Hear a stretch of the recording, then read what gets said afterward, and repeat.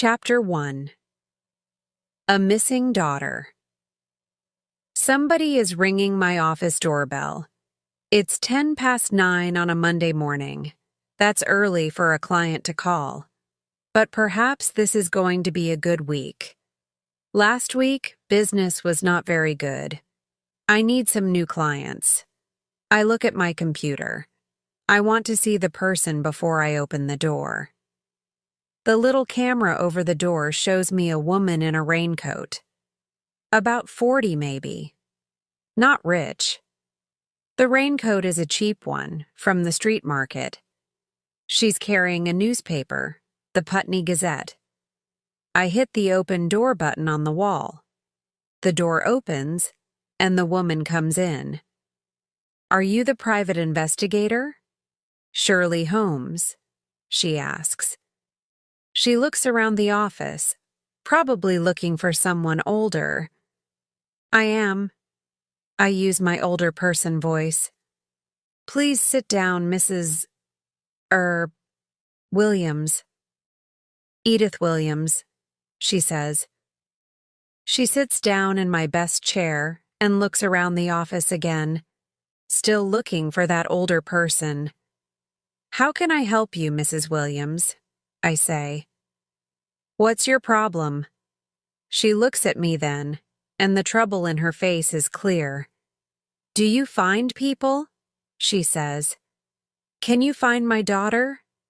She left home 5 weeks ago. Just walked out. Took all her things and walked out, and not a word from her. No phone calls. Not even a text. Nothing. Edith Williams is nearly crying now. "Why?" I ask. I'm careful. Family problems can be dangerous. You open a door and all kinds of dark and horrible things come out. And when those dark and horrible things are out, you can never put them back in again. Edith Williams is still trying not to cry. "Why, Mrs. Williams?" I say again. "Why did your daughter leave home? Was there an argument?" "Not with me, no. It's her father. Now she really is crying. 5 weeks of crying, all in 2 minutes in my office. I get her a cup of coffee and sit on a chair next to her. "Tell me all about it, Mrs. Williams. Take your time." The daughter, Carrie, is 15, I learn. She likes boys, has lots of boyfriends, doesn't listen to her parents. So what's new?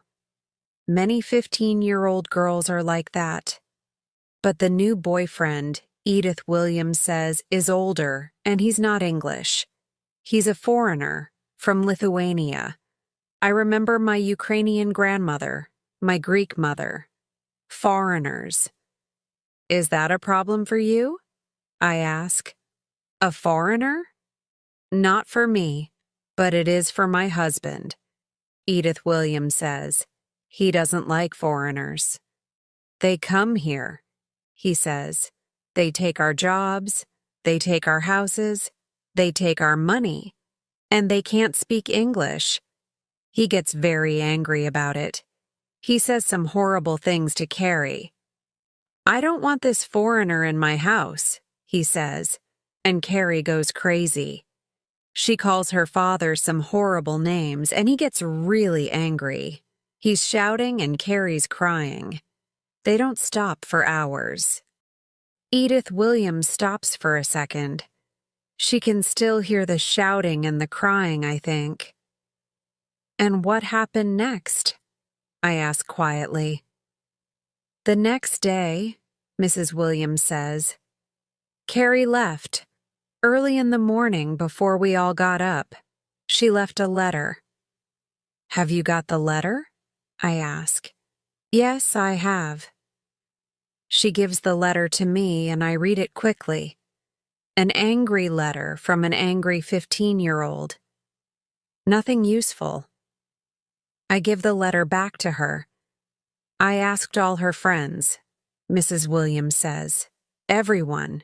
They didn't know or they didn't want to tell me. And she stopped going to school. What about the police? I ask. I can't go to the police. My husband doesn't want to see her again. We can't even say her name at home. We? Who's we?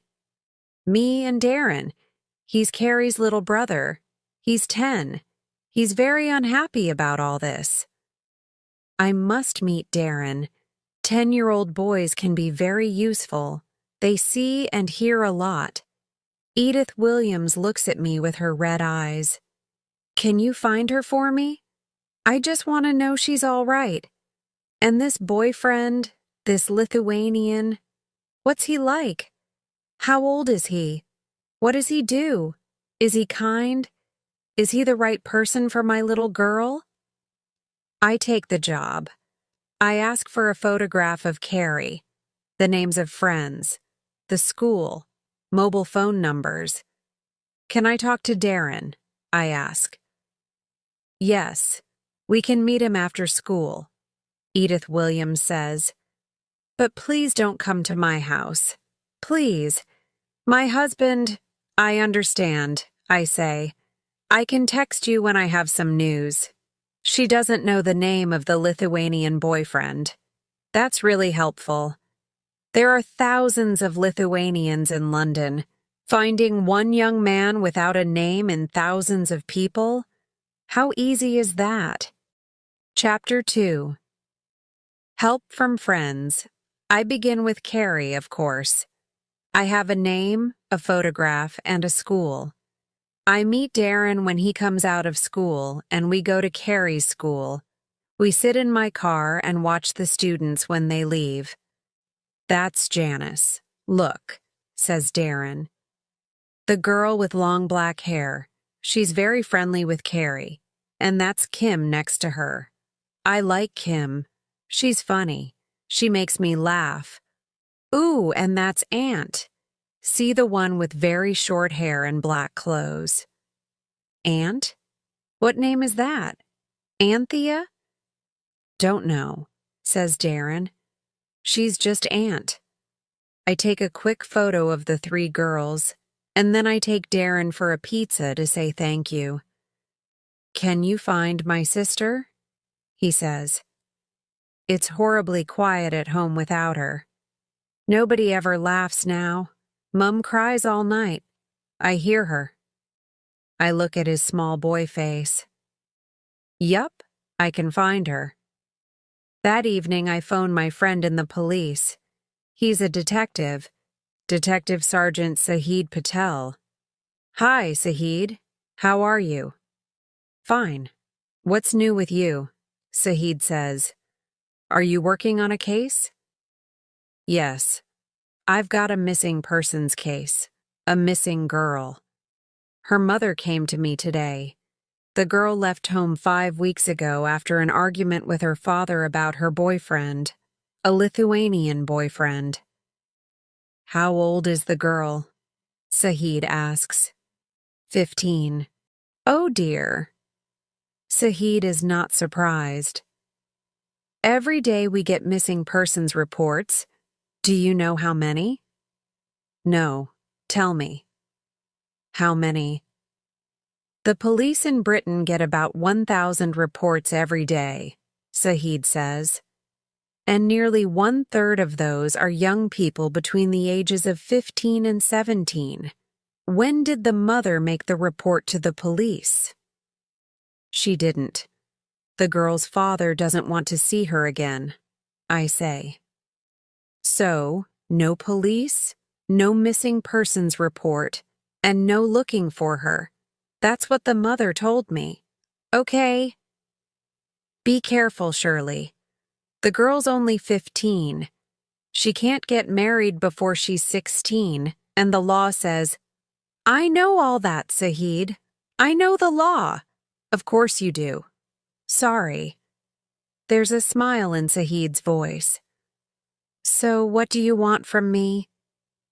Can you help with the Lithuanian boyfriend? I say.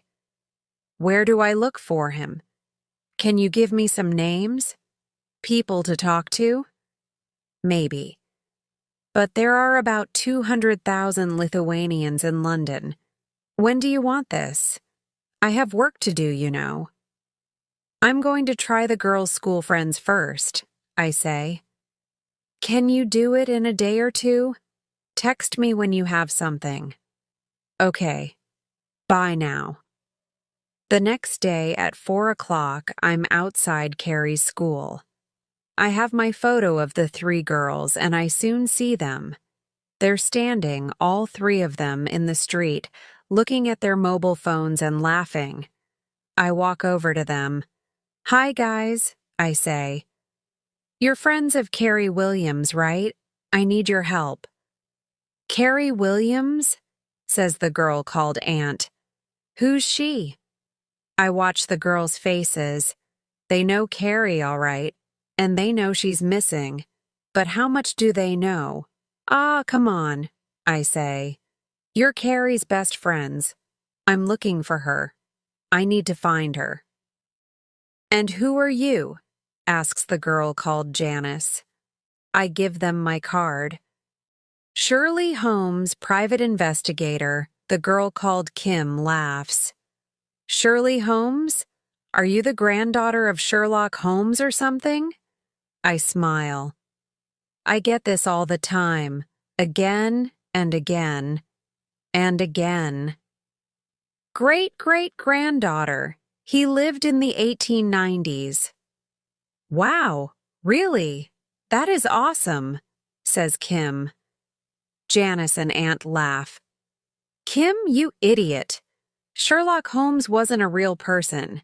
He's just a detective in stories on television.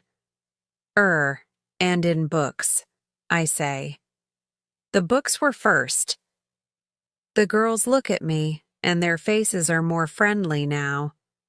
Okay, Shirley Holmes, great-great-granddaughter of Sherlock, says Aunt. How can we help you? Who are you looking for? What was her name again? Aunt is going to be difficult, I can see that. She's a good friend of Carrie's, and she's not going to talk. Do you have mothers? I say. All 3 of you? The girls stare at me. Of course we have mothers, says Janice. What are you talking about? Do you love your mothers? Do your mothers love you? I say. Well, listen. Carrie's mother loves her daughter. And now Carrie's mother can't sleep at night. She doesn't eat. She cries about Carrie all the time. She wants to know that Carrie is all right. Can you understand that? She just wants to know. Kim looks at me with big eyes. Oh, poor Mrs. Williams, she says. Aunt gives her an angry look. We don't know Carrie Williams, she says. Remember? Janice looks at me. Give us a minute, she says. We need to talk. They move away, turn their backs to me, and talk quietly. I can't hear them. Then they come back to me. Okay, says Aunt. What do you want? You know Cafe Nero in Putney High Street? I say. Tell Carrie this. I'm going to be in Cafe Nero at 18:30 tomorrow evening and 18:30 the evening after that. I want to see her and talk to her. I want to know she's alive and well. That's all. Then I can tell her mother, and Mrs. Williams can stop crying all night. Okay, Aunt says. We got it. Thanks, guys, I say. See you around. See you, they say. Chapter 3. Talking to Carrie. Carrie doesn't come the first evening. I sit there for 2 hours and drink a lot of coffee. 5 big cups, black, no sugar. It's a good thing I like coffee. But she comes the second evening. I'm sitting with my back to the wall, watching the door. Through the cafe window, I see Aunt in her black clothes. She's walking past, slowly, looking into the cafe. A minute or two later, Carrie comes in and walks over to my table. Red hair, green eyes, no smile. I stand up. Hi, Carrie. I'm Shirley Holmes. Thanks for coming. Have a seat. Can I get you a coffee or a tea? I'm using my head teacher voice. Right, girls. Sit down. Open your books. Get to work. I don't want Carrie to have time to think. She doesn't want coffee or tea. She wants to have an argument. I'm not going home, she says. So you can forget that. I don't need my family. I have a new life now. I watch her face, and she stares back at me with angry green eyes. I don't think Carrie is in trouble. Carrie knows what she wants, and Carrie gets what she wants. I think Carrie makes trouble. I begin to feel sorry for the boyfriend. Why are you here, Carrie? I say. What did your friend say to you? She doesn't answer, just looks at me. Did they tell you about your mom crying all night because her little girl is living on the streets, because her little girl is taking drugs, because her little girl is in big, big trouble? Suddenly, Carrie has a lot to say. I'm not living on the streets, she shouts at me. And I don't do drugs. I never do drugs. Who told you all this? It's not true. People in the cafe turn their heads to look at us. I smile around at everybody. A smile to say, everything's fine here.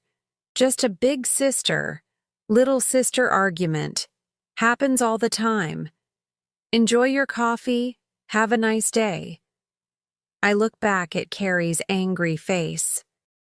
But your mom doesn't know that, I say quietly. At night, when she can't sleep, she thinks about those things. You're only 15, Carrie, and it's a big, bad world out there. Of course your mom is afraid for you. Carrie looks down at the table. Yeah. Well, she looks up. But I'm okay. I'm fine. You can tell her that. Why don't you tell her? I say. Call her. Text her. Carrie stares at me. Who sent you? She says. Mom? Or was it my dad? Your mom. Look, I'm not texting Mom because I don't want my dad to know. I don't want to see him again. Ever.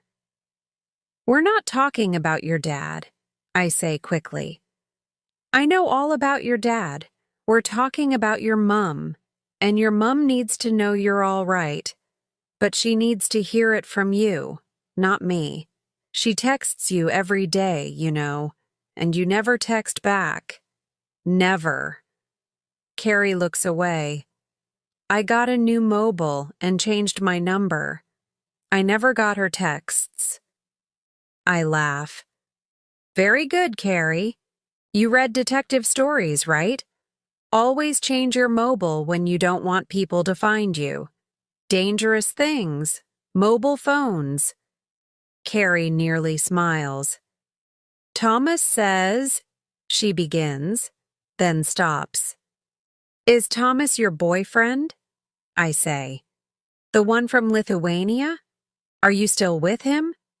Of course I'm still with him. Carrie is angry again. I love him, and he loves me.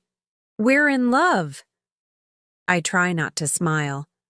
How wonderful to be 15 and in love for the first time.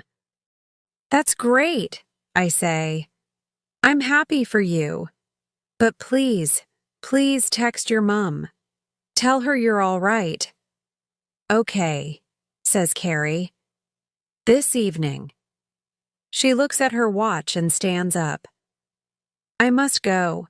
I'm meeting someone. Thanks for coming, Carrie. And remember that text. She walks out of the cafe, and 15 seconds later, I'm following her. She's walking down the high street, maybe to the bus station. I've got a minute, but I must be quick. A private investigator always needs to carry a big bag. I stop by a shop window and open my bag. 3 seconds later, I'm wearing a blue t-shirt over my red t-shirt. In another 5 seconds, I have a wig on, and my short black hair is now long blonde hair. Now I'm walking away from the shop window, and I'm wearing glasses. My big brown bag is now inside a small black backpack. No time to change the shoes. Carrie is a long way down the street. I walk fast, nearly running, and watch her red head in front of me. When I get to the bus station, I can't see her at first and walk quickly past all the people waiting. She's there, waiting for the number 71 bus. I wait too, about 20 meters away, and I'm reading the evening newspaper with great interest. A private investigator always has today's newspaper in their bag. But Carrie doesn't look round. When the bus comes, Carrie goes upstairs. This is good news for me because I can sit downstairs at the back of the bus. I can see Carrie when she gets off, but she can't see me. It's a short bus ride, only 10 minutes. Carrie gets off the bus and turns left into a small street. I'm 30 meters behind her. Carrie looks round once and sees someone with blonde hair in a blue t-shirt and glasses. She doesn't know me. Halfway down the street, she crosses the road and goes into a big old house. I walk past the house, not too fast, not too slow. I can't follow her into the house because there are no other people around. You can only hide easily when there are lots of people around. I take the next right, walk for 10 minutes, then turn around and come back. This time I walk to the front door of the big house. There are 6 bells by the door with names next to them. It's a house with 6 different apartments. I look at the names, but there isn't a Williams next to any bell. Well, of course not. She's living with her Lithuanian boyfriend. I look at the names again. John Ozumba, K. Brown, Lily Sardelli, R. Varnight, T. Grigas, M. Westerbrook, Varnight and Grigas. Lithuanian names, I think? Tomas Grigas, perhaps?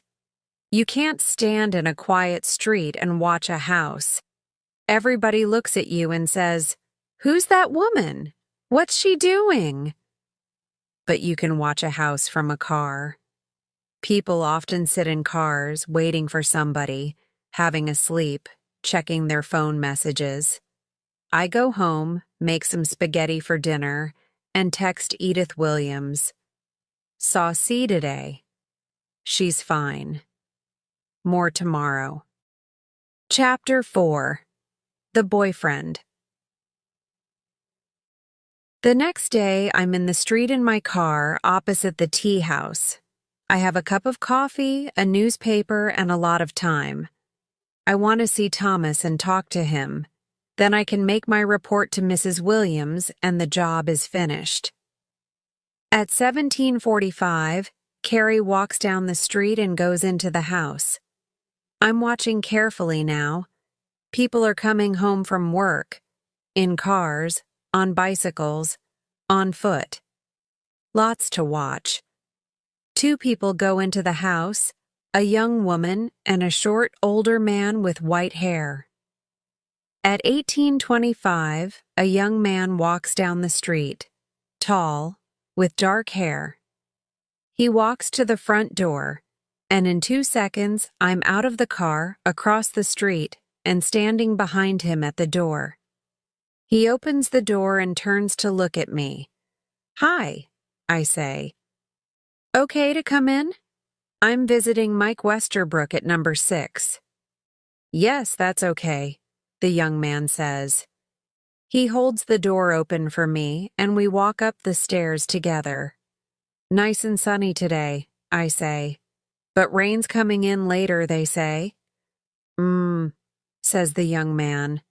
At the top of the stairs, he turns to the door with number 4 on it, gets out his key, and opens the door. Suddenly, I run back to him. "Hey, excuse me.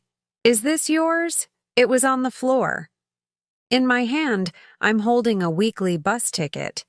It's more than 2 months old, but he can't see that because I've got my hand over the date. He looks at the ticket, and I look through the open door of number 4 and see Carrie in the room. Then I'm through the door and inside the apartment. "Hey!" the young man shouts at me. "What are you doing? Who are you? Get out!" I turn to Carrie. "Hello, Carrie," I say. "Did you text your mom last night?" The young man is next to me now. "Who is this?" he says to Carrie. "What's this about?" He stares at me angrily. Carrie looks angry too. "She's a private investigator," she tells the young man. "Mum sent her. I talked to her yesterday in the cafe. I told you, remember?" "Ah." The young man suddenly smiles. He has a very nice smile. "How exciting! I never met a private investigator before. How do you do? I am Thomas Varnes, and I'm very pleased to meet you." He holds out his hand and we shake hands. Wrong name, I think. Not the name on the door. But this is the Lithuanian boyfriend, Shirley Holmes. "Pleased to meet you too," I say. "I'm sorry about this, but I need to talk to you." "Carrie's mother?" "Of course," says Thomas. "I understand. Please, sit down. Can I get you some coffee?" He and Carrie make coffee, and we all sit down around a table. Thomas looks at me, smiling. "So," he says, "you want to ask me questions so you can tell Carrie's mother all about me. I am very happy about that. What do you want to know? Shall I begin?" So I listen to the story of Thomas Varnes's life. He is 19 years old and comes from Vilnius in Lithuania. He came to London 6 months ago because he wants to start a business. His family makes linen cloth in Vilnius, and Thomas wants to sell it in England. At the moment, he's working Monday to Friday in a hospital because he needs the money. But he's selling linen in the street market on Saturdays. Business is good and is getting better every week. Carrie wants to tell me more about it.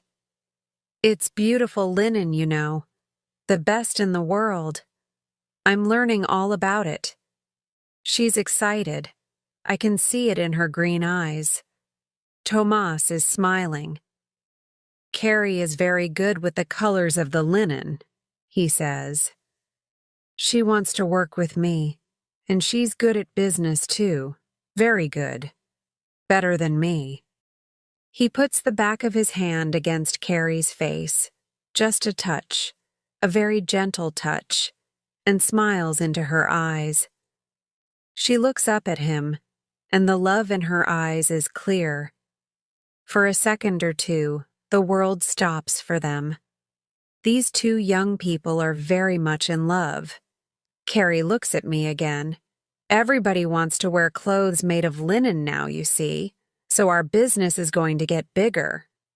"Lots of hard work," says Thomas. "But we're young. We can work hard, no problem about that. But we do have one problem." He looks at Carrie. "Your family." "Oh, that," Carrie says. "Not important. I don't need them. We're fine without them." "Not so," Thomas says gently. "Your mother is unhappy, your little brother is unhappy, and your father too." "No, he isn't. My father is a horrible man. We have arguments all the time. Every day he tells me, 'Do this, don't do that, do this.' He's always right, and I'm always wrong. Always. He never listens to me. He doesn't understand me. He doesn't want to understand me. He's just horrible." "Shh, shh," Thomas says. When people are angry, sometimes they say bad things. Maybe they don't really think that. You and your father have a lot of arguments, and you both get angry and say things. Yes, but, Carrie says. I sit and listen. This is not their first argument, and it's not going to be their last one. It's interesting to listen to them. Thomas is very gentle with Carrie, but he's strong too. He's in love, but he still thinks clearly. Excuse me, I say. I'm still here, you know. They look at me. Thomas laughs. Sorry, he says. We talk about this often. In the end, Carrie must go back home. She knows that. No, I don't, says Carrie. I'm not going back home. No way. But Carrie, you can't cut your family out of your life. Family is important. My family is important to me. And I want you to have your family too. To be friends with your mother and your father. And your little brother. They're off again. I'm trying not to smile. This argument is going to run and run. I think Thomas is good for Carrie. Well, I'm done here, I say. It was good to meet you, Thomas. I can tell Mrs. Williams about you now. And, well, good luck to both of you. Carrie smiles. Thanks, Shirley. Can I call you Shirley? Aunt and Janice said you were all right. I sent Mom a text last night, you know. Thomas stands up too. I must get home now, he says. I stare at him, surprised. Home? You live here in this apartment, don't you? No, Tomas says. Of course not. Carrie is 15. We cannot marry before she is 16 years old. It is against the law, so of course I don't live here. It is not correct. But this is your apartment? No. Thomas says again. It's my sister's apartment. Carrie lives here with my sister, Ruta Varnaite. She's working late tonight. I have a room with a friend near Putney Bridge. I'm very surprised. I sit down again and look at Carrie. Why didn't you tell me? Everybody thinks you're living with Thomas. Carrie doesn't look pleased. Well, I didn't tell them that, but my dad always thinks the worst. And sometimes my mum too. But we can get married next year, when I'm 16. Thomas laughs. He pulls her hair, gently. 16 is still very young to get married. We can wait. I want to know your family first, and you want to know my family. Yes, I really want to meet your family, Carrie says. But you don't want to meet mine, you really don't. Thomas pulls her hair again, not so gently this time. Of course I do. I want to talk to your father. I want him to like me. We have all the time in the world, Carrie. Let's just take our time, eh? Carrie tries to look angry. Then she laughs and puts her arms around him. Thomas and I leave the house together. He walks with me to my car. I'm sorry about Mr. Williams, he says. I think he loves Carrie a lot. Maybe I can meet him and talk to him one day. But Mrs. Williams doesn't need to be afraid for Carrie. Please tell her that. Of course, I say. I've got a lot to say to Mrs. Williams. Thomas and I shake hands again and say goodbye. I drive back to my office and check my messages. There's a message from Sahid. Call me about the Lithuanian boyfriend. I send him a text. Found the boyfriend, thanks. And the girl. All well, no problems. Easy case, nothing horrible. But thanks for the help. SH. A text comes back from Saheed at once. Oh, thanks a lot. I made 12 phone calls for you, all for nothing. Next time, you can help me. SP. Oh dear. Saheed is not pleased. I often need his help, so I must be nice to him. I send him another text. Sorry. Really, really sorry. Can I buy you a beer tonight? SH. A text comes back from him. Okay. The King's Arms, by the river, and 1:00 this evening. See you. SP. Chapter 5. A foot in the door, Kahid and I have a beer together, and I tell him all about the Lithuanian case. A father-daughter problem, eh? Says Saheed. Well, I know all about difficult fathers. Saheed is from an Indian family. He and his sister Layla have their problems with a difficult father, too. But Saheed never talks about his problems. He just does his job. He's a good detective. So, you did a good job there. A happy ending, says Saheed. Yes and no, I say. One more thing to do. We finish our beer and leave. Say hi to Layla for me, I say. Layla is my best friend. She's a lawyer. Layla, Saheed, and I have a lot of arguments about the law and the police and private investigators. We have a good time. I'm always right, of course. The next day is Saturday. I do some work on my laptop in the office and think about the Lithuanian case. How many young men are there like Thomas Varnas? I think about it some more, then I leave and walk to the Williams house. It's not far from my office. Mrs. Williams opens the door, sees me, and tries to shut the door again. But my foot is in the door. Can I come in, Mrs. Williams? I say, just for a minute. It's Saturday. My husband's at home, Edith Williams says. Please speak quietly. Look, I've got your money ready. Here it is. And thank you. Thank you. Carrie is texting me every day now, so I know she's all right. Please go now. Please don't. Who's that at the door, Edith? It's a man's voice. A big, strong voice. Oh, nobody, Mrs. Williams says quickly, but I'm inside the door now and looking at Mr. Williams.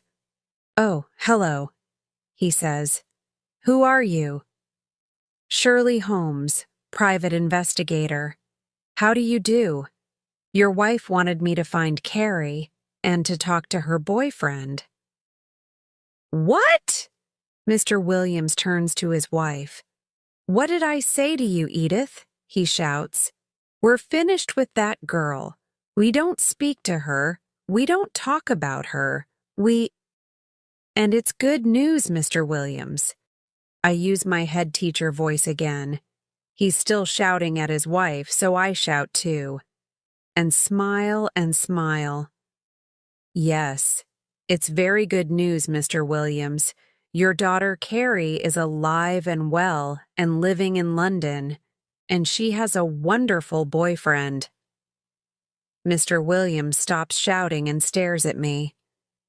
Behind him, I can just see Darren's head. He's looking round a door with big eyes. Carrie's boyfriend is a very nice young man. His name is Thomas Varnas. He's 19 years old. He's a hard worker. He's kind. He's a foreigner, Mr. Williams says angrily. You have a problem with foreigners? I say. Mrs. Williams closes her eyes. She's waiting for something. What? A lot of bad language about foreigners from her husband? I look at Mr. Williams again, but he isn't saying anything. He's just staring at me angrily. And suddenly I understand. His problem isn't with foreigners. It's with his daughter. He wants to know that Carrie is all right. He wants to hear about her boyfriend. He wants to see her, to have her back home. But he can't find the words. He just can't say it. I speak quickly. Thomas is a very nice young man. I say it again. It's an important message. He works hard, he's doing 2 jobs, and he's going to make a good life for him and Carrie. He speaks very good English, and he's kind, and he's funny, but he's strong too. He thinks family is important, and he wants Carrie to come back home, to be friends with her mother, her father, her brother. All 3 of them are listening to me now. Darren has a big smile on his face. Oh, and Carrie is living with Thomas's sister. Not with Thomas, you know. Carrie wants to get married when she's 16 next year, but Thomas wants to wait. He wants to meet the family, and he wants Carrie to meet his family. So you see, Thomas Varnes is a good man, a really good man. He's a boyfriend to please any father in Britain, Mr. Williams. Carrie's father opens his mouth and closes it again. He still can't find the words. So now you know all about him, Mr. Williams. Meet him, talk to him, ask him to Sunday lunch. I turn to Mrs. Williams. Do you usually have Sunday lunch, you know, that wonderful British meal? All foreigners love it. Yes, she says. Yes, I always do a nice Sunday lunch. Well, there you are then, I say. I smile around at everybody. Sunday lunch. That's a good way to meet your daughter's boyfriend. I take my money from Mrs. Williams, give Darren a big smile and a wave, and walk to the front door. Nobody's shouting, nobody's crying. So far, so good. Have a nice day, everyone, I say, and close the door behind me. Chapter 6. A surprise visitor. The next 3 weeks are busy. I have a new case to work on, and I'm out of the office nearly every day. I don't like the client very much, but the case is an interesting one. On Saturday morning, I'm in the office again. I have a lot of emails to write, so I'm not pleased when my doorbell rings. The computer screen shows me a man at the door. Well, what a surprise. I hit the open door button, and the man comes in. Mr. Williams, good morning. How are you? I say. What does he want? Morning, Ms. Holmes. He's not friendly, he's not unfriendly. He looks around my little room. Nice office, he says. Can you see the river from your window? He walks to the window, looks out. What does he want? Does he just want to talk about my office? Maybe the weather's next. It's colder today, he says. Autumn's coming. I wait. He comes away from the window. Can I sit down? Just for a minute. Of course. Please, I say. Now he looks at me. I just wanted to say, well, you were right about Thomas Varnes. He's a fine young man. I like him a lot. Well, that's great, Mr. Williams. I'm very pleased. So tell me, what happened? He smiles and gets comfortable in my best chair. He wants to tell me all about it. We asked him to Sunday lunch, like you said, and he and Carrie came to lunch and stayed all day. Lots to talk about. He laughs. Me and Carrie have an argument, of course, but we always do. Tom, I call him Tom now, you see, is very good for Carrie. He doesn't get excited and angry like Carrie does, and Carrie listens to him. He laughs again. She never listens to me. I smile and say something about the father-daughter thing. So Carrie's back home with us now. Tom comes round every evening, of course, and weekends. He's out with Darren now, playing football. Darren thinks he's wonderful. Thomas is a big brother for Darren, I say. That's right, says Mr. Williams. Oh, and Carrie's back at school too. She wants to do business studies, then she can help Tom with his linen business. She's got a good head for business, you know. He laughs. My little Carrie, a businesswoman. He stands up. Well, you're busy, I can see that. I just wanted to tell you about Tom. I like good news, Mr. Williams, I say. And it was good of you to come. I walk with him to the door. At the door, he says, You helped my family a lot. Maybe one day you need help. Just call me. He gives me his business card. Anything. Who knows? Who knows? I'm going to remember those words.